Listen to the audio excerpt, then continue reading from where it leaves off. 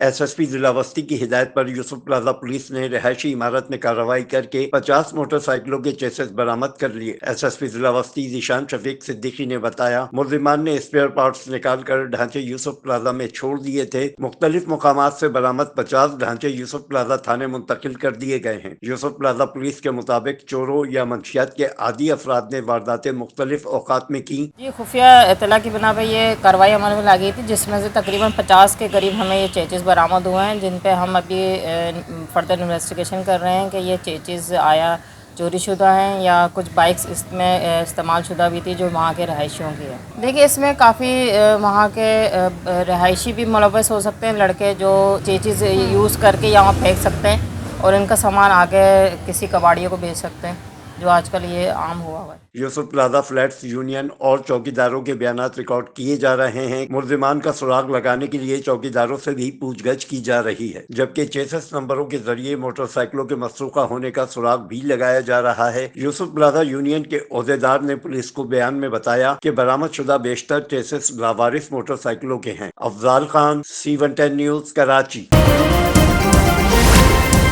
C110 news, خبر کی اصل خبر۔